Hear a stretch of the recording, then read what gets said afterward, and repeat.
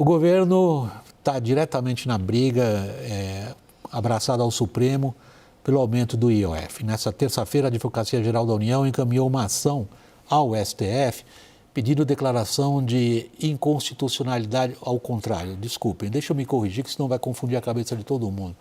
O governo entrou no STF dizendo que é constitucional o decreto presidencial que alterou as alíquotas do IOF e foi derrubado pelo Congresso. Está tudo certo? O governo disse que é constitucional, o Congresso não podia ter derrubado e foi lá no IOF pedir seus direitos, digamos assim. Veja na reportagem de Luciana Amaral. O relator da matéria vai ser o ministro Alexandre de Moraes, que já está responsável pelo pedido do PSOL para reverter a decisão do Congresso que barrou o aumento do imposto. Na mesma ação, a Advocacia Geral da União também requer, em caráter liminar, o reconhecimento da inconstitucionalidade do decreto que suspendeu os efeitos do ato do Executivo. A tese é de que o presidente Lula alterou as alíquotas do IOF dentro dos limites constitucionais e que, dessa forma, o Congresso violou a separação dos poderes. O discurso adotado, no entanto, buscou minimizar o enfrentamento com o Congresso. A nossa ação ela é diferente. A nossa ação ela se dá em favor do ato adotado pelo presidente da República. O líder do governo na Câmara, José Guimarães, disse ter avisado com antecedência ao presidente da Casa, Hugo Mota, sobre a decisão de recorrer ao Supremo. O ministro da Fazenda, Fernando Haddad, por sua vez, disse esperar o retorno de Mota para entender a derrubada do decreto do Executivo. É uma pessoa que é considerada amiga do Ministério da Fazenda. Todos aqui, não é só de mim. E sabe que tem livre trânsito comigo. Apesar de governistas dizerem não querer peitar o Congresso, parlamentares do Centrão e da oposição entenderam a ação da AGU como uma declaração de guerra. O governo perdeu no parlamento, perdeu na política e agora tenta vencer no tapetão. Isso é uma afronta, é uma declaração de guerra. Em nota, uma coalizão de 17 frentes parlamentares afirma que a medida do governo abala a harmonia entre os poderes, demonstra incapacidade de articulação e expõe a fragilidade das contas públicas. Oposição e Centrão trabalham para analisar um projeto que trata da revisão de benefícios fiscais. Os parlamentares querem se antecipar ao texto que a Fazenda prepara sobre o assunto e, assim, ficar com a paternidade da medida. Integrantes do PT admitem que o Planalto pode até pegar carona, mas não deve ficar com o controle do texto em plenário. O projeto a ser analisado não abrange o corte de 10% nos gastos tributários, uma das medidas de compensação buscadas pelo governo pela derrubada do aumento do IOF. Membros da base aliada também se preocupam com o impacto que a escolha do governo deve causar em outras pautas, como, por exemplo, o projeto da isenção do imposto de renda para quem ganha até R$5 mil mensais, uma das apostas eleitorais de Lula para 2026. Nesta terça, Lula insistiu no discurso de justiça tributária e criticou quem afirma que benefícios e programas sociais são os responsáveis pela situação fiscal do país. E eu fico triste quando eu vejo a pessoa jogar a culpa em cima dos doentes, em cima do BPC, em cima do Bolsa Família. No Rio de Alagão, a temperatura é alta. A gente percebe o azedume nas relações, principalmente nas figuras dos personagens, né? Fora o papel institucional que cada um representa, mal ou bem, há um azedume pesado ali. No extremo, a gente pode ter uma crise institucional grave, mas começam a se adensar os indícios de que alguém falou, vamos tentar algum tipo de, seria qual a palavra? Conciliação, compromisso, entendimento, pacto, acerto ou não? Olha, eu acho que ainda está cedo, né? Inclusive está todo mundo viajando, agora o Haddad voltou também, ele estava viajando. Eu acho que o clima de beligerância vai prosseguir, porque essa decisão ela tem vários aspectos, né? Eleitorais, institucionais. Você está falando da ida ao STF? Né? Da ida ao STF, não, o próprio decreto em si. O decreto em si deflagra ou aprofunda uma crise de relacionamento que é agravada com a derrubada do decreto pelo Congresso e agora a ida ao Supremo Tribunal para tentar renascer ou reviver ou restaurar o decreto. Eu não vejo que isso vai terminar, porque essa decisão ela está profundamente influenciada pela questão eleitoral. E a questão eleitoral é que impera hoje os movimentos do presidente. Ele está olhando a eleição, ele está vendo a popularidade dele caindo, ele precisa ter e se apresentar contra inimigo de conservadores, inimigos daqueles que não querem os BPC, como ele fala, ou a Bolsa Família, como ele falou agora há pouco. E isso torna o clima muito difícil de se tentar um entendimento. Evidentemente que o Supremo não vai querer botar lenha na fogueira, não vai querer botar gasolina nessa fogueira. É possível que o Supremo tente articular um entendimento, como tentou de alguma maneira com relação às emendas parlamentares. Eu acho que a situação é tensa. Daniel, é a expressão que o Murilo usou, por gasolina na fogueira. A gente pode ver Alexandre de Moraes no papel de bombeiro? Olha, já se fala no Supremo de uma tentativa de conciliação. Conciliação no sentido estrito senso mesmo, quer dizer, você montar ali uma mesa em que os ministros do Supremo chamem enviados do Poder Executivo, membros da cúpula ali do Legislativo, da Câmara e do Senado, e tentem mediar um acordo. Mas ainda se vive esse ambiente de declaração de guerra, nas palavras do líder da oposição. Qual foi a cabeça ali do governo? Tem uma argumentação técnica que para de pé no seguinte sentido. O governo acha que se deixar a porteira aberta para o Legislativo começar a derrubar por meio de decretos do Congresso, decisões regulamentares e regulatórias do governo, que isso não para no IOF, que isso pode ser a porteira aberta para um sem número de decisões. Nesse ponto, há argumentos jurídicos, mas o governo, digamos, produziu provas contra si mesmo ao falar tanto de arrecadação a partir de um imposto que é regulatório. E isso foi o próprio governo quem deu fartura de provas. Tem um outro movimento, que aí é puramente político, que é essa coisa de que o governo apertou o botãozinho do nós contra eles e gosta de jogar essa brincadeira. Está acostumado a jogar essa brincadeira, colheu derrotas e colheu vitórias, mas é um terreno no qual o PT se sente muito confortável para disputar uma eleição.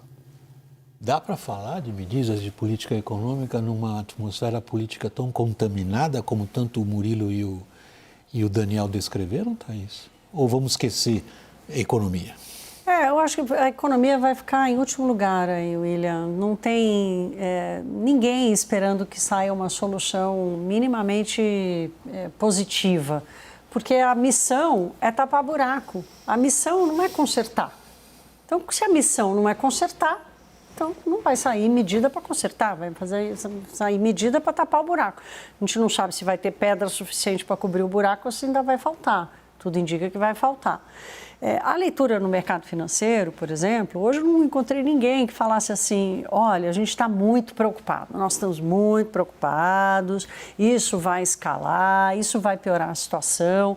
Não tem, porque é óbvio que está todo mundo acompanhando e se preocupa com a questão da institucionalidade, olhando muito mais para o futuro, quanto isso acaba criando um precedente, como disse o Daniel, para uma deterioração institucional permanente, que não vai ficar restrita ao que está acontecendo aqui. Mas essa é uma situação para o futuro. Para agora, como o próprio governo já avisou várias vezes que não vai tomar medidas estruturantes, ninguém espera que elas aconteçam. E é por isso que, por exemplo, que a gente não vê reações nos ativos financeiros e tal. Até porque o que o mercado mais conta hoje é que tudo isso enfraqueça Lula como candidato ano que vem. Com que você faz a gente se dirigir a um dos pontos centrais da argumentação do Murilo, que é o foco não foi a palavra que você usou, estou eu usando, absolutamente apenas nas eleições de 2026. Aí o que eu gostaria de ouvir você, Murilo, é a respeito do seguinte. Seguindo seu raciocínio, ok, os olhares do Lula estão exclusivamente voltados para essa eleição. E aí parece ter sido, tudo indica, uma decisão dele, pessoal, chamou a si a decisão de ir contra o Congresso via o STF.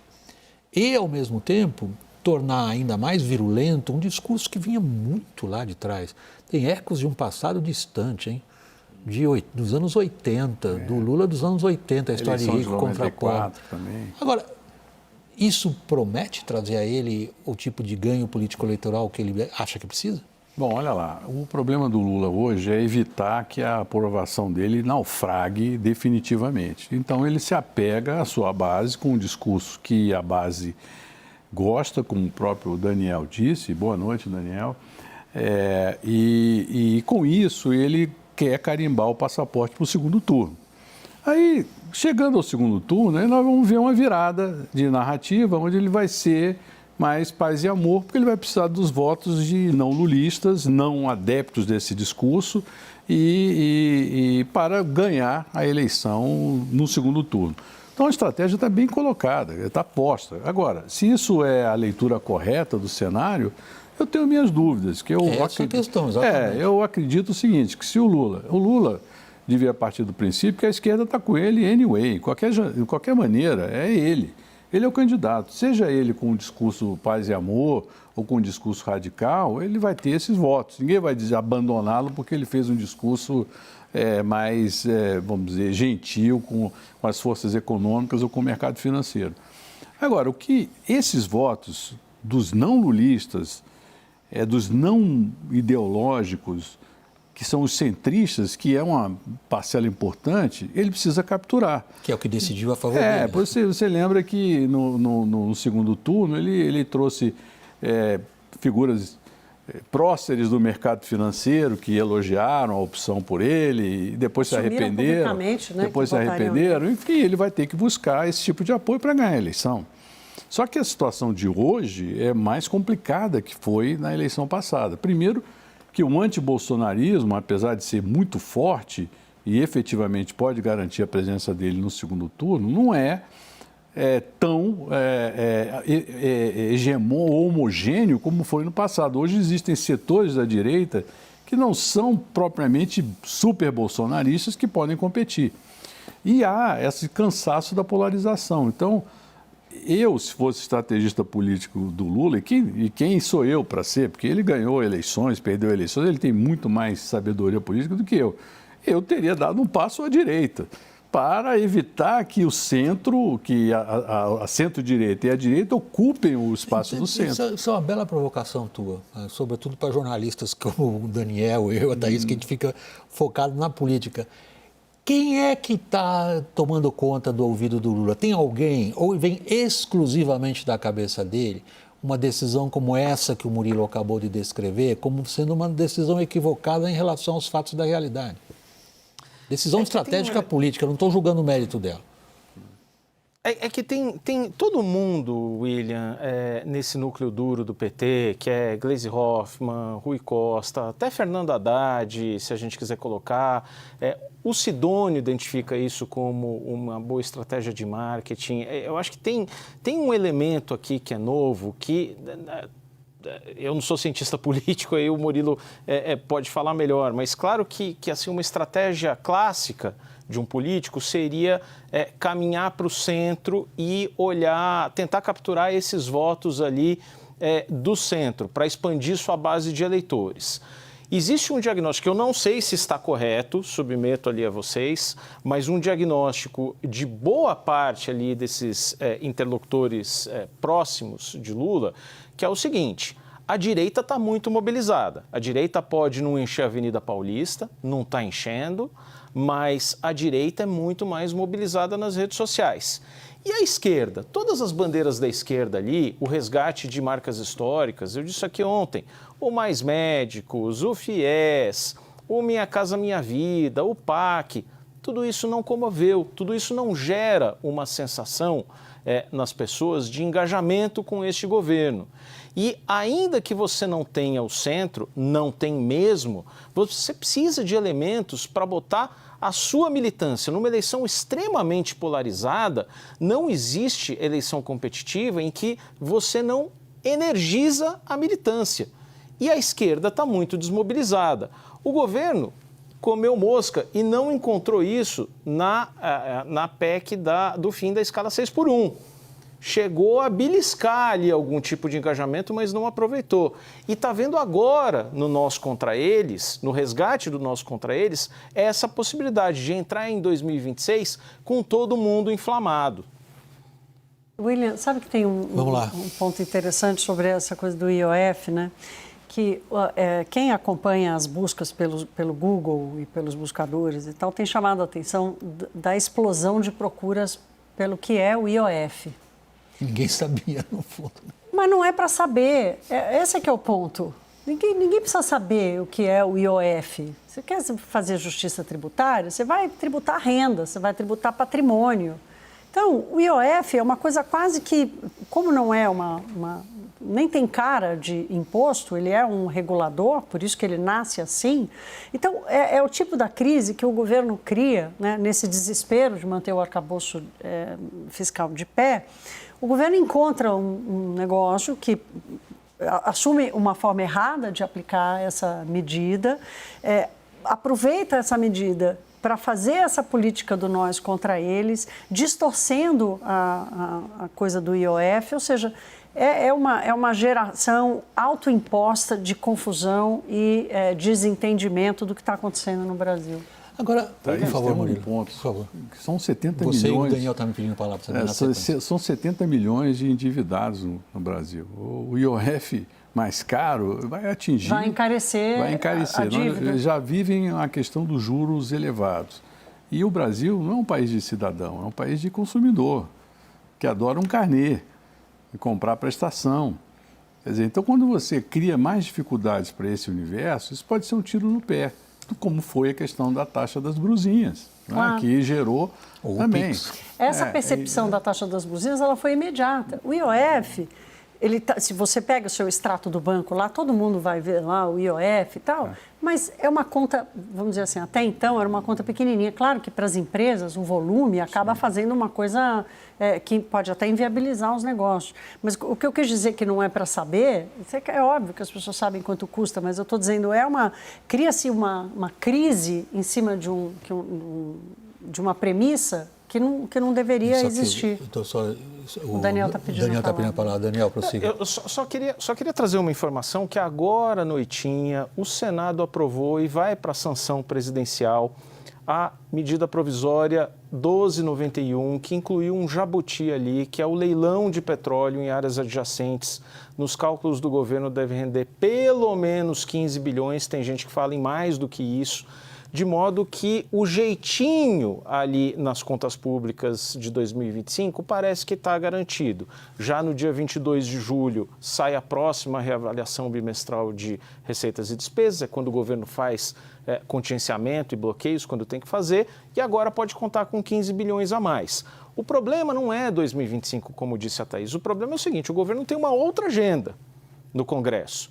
A agenda do imposto de renda, a agenda da PEC da segurança, a reforma do Plano Nacional de Educação. Tudo isso, quando você escala uma crise e judicializa uma derrota, tudo isso tende a andar com mais lentidão ou parar. E aí tem um exercício de futuro que a gente pode dizer o seguinte, se você está tratando a turma do Centrão, Hugo Mota, os líderes ali do MDB, do União Brasil, como aqueles que gostam de ficar na cobertura e mandar a conta para os mais pobres, é com essa turma que você vai pedir para governar em 2027, se for reeleito. Então é um problema para agora, não é um problema das contas públicas em 2025, mas é um problema para o resto da agenda econômica até 2026 e a partir de 2027, se o Lula continuar. Mas tem um problema que é imediato, é esse que eu queria chamar a sua atenção, Murilo. A gente olhou um bocado para dentro do Palácio do Planalto, tentamos entender por que se tomam essas ou aquelas decisões. Agora, vamos olhar para a cúpula do Congresso, ou melhor dito, Vamos olhar para os operadores políticos dentro do Congresso. São vários. É difícil, salvo você ter outra opinião, me parece que é consenso entre todos nós, que a gente não tem um nome, ou mesmo 2 nomes. A gente tem pelo menos uns 5 ou 6 operadores distintos que confluem algumas vezes para cá, algumas vezes nem tanto. Como é que essas forças estão atuando nesse momento? Você vê nelas sentido e direção em busca desse embate com o Executivo ou já começam a dizer, não, peraí, nós vamos pegar eles na curva, mas lá na frente? Olha, eu falei hoje com o presidente Hugo Mota e ele disse que estaria super disposto a uma agenda construtiva de reformas para atacar a questão fiscal profundamente, não para aumentar impostos e tapar os buracos, como disse a Thaís. Agora, há um pote de mágoas dentro do Congresso que diz respeito ao tratamento da questão das emendas, da disputa no STF com relação a próprias emendas, a disputa que houve, lembram, da reoneração da folha, da desoneração da folha, que o veto foi derrubado, a medida provisória aprovada. Então, o Congresso está profundamente magoado com o Executivo pela falta, talvez, de etiqueta política no trato das questões. A própria questão do decreto do IOF não foi avisado. Então, não houve, assim, uma certa diplomacia política e institucional. Então, eu não tenho dúvidas que o Congresso vai, de alguma maneira, dar o troco. O troco vai vir de alguma forma. Veio, não, o troco aqui, isso aí já é passado. Agora, a própria reação... Onde você vê o troco agora? Não pode ser o debate sobre o imposto de renda, da isenção do imposto de renda, o orçamento que vem por aí daqui a pouco, né, que é um debate importante. E tem várias matérias pontuais, licenciamento ambiental pode também vir de uma forma mais agressiva, eventualmente com relação às políticas ambientais do governo. Então, não há uma independência do Executivo em relação ao Legislativo. E nesse sentido é que não se entende por que não houve uma prática prévia e consolidada ao longo do governo de aceitar que o Legislativo hoje tem um poder maior. Né? Hoje nós temos aqui aquela pentarquia que eu sempre falo, ou seja, é dividido o poder entre 5 grandes polos de poder e o Executivo age como se fosse há 15 anos atrás, 20 anos atrás. E isso não vai funcionar. Então, que hoje esse problema vai continuar, pode haver uma paz intermediária, negociada, mas o clima de animosidade prossegue dentro das entranhas do Congresso. Daniel, olha aqui, Daniel, só vou fazer uma brincadeira aqui que eu não resisto. Hugo Mota atendeu o Murilo de Aragão, hein? Não atende o ministro da Fazenda, mas o Murilo tocou, o Hugo Mota vai lá e atende. A gente já sabe que quando a gente tiver pergunta, Poderoso. a gente manda para o Murilo perguntar para ele. Isso, exatamente. Não, eu só estava dizendo que essa descrição aqui do Murilo é que hoje, com esse jogo de forças que existe, o Executivo, o governo, tende a perder mais brigando com o Congresso do que o Congresso brigando com o Executivo. Quem perde nessa briga, quem é mais frágil hoje, por incrível que pareça, é o governo. Não é o governo Lula, é qualquer governo, não é isso? Murilo, para quando é essa briga aí final? Não, essa briga não vai acabar tão cedo. Isso aí, até as eleições, nós vamos viver clima de tensão. Agora, se o presidente Lula perder muito popularidade, aí ele vai apanhar muito. Se ele conseguir se manter com alguma popularidade, vai haver um certo respeito, porque a possibilidade dele ser eleito existe. Posso fazer uma pergunta para o Murilo, William? Pode, eu tenho que ir para o break, mas não, você rapidinho. pode o que você quiser aqui, você manda aqui. A esquerda está feliz com o engajamento nas redes do pobre contra rico, rico contra pobre e tal. Você acha que isso realmente pega, isso pode devolver alguma popularidade para o presidente? Acho que pode sim, marginalmente. Eu não vejo o Brasil com esse tipo de acatamento a esse discurso. O Brasil todo quer prosperidade, todo mundo quer ganhar dinheiro, todo mundo quer comprar. As pessoas gostam da riqueza. Veja o mundo sertanejo, o mundo do agro, os próprios evangélicos que têm uma narrativa da prosperidade.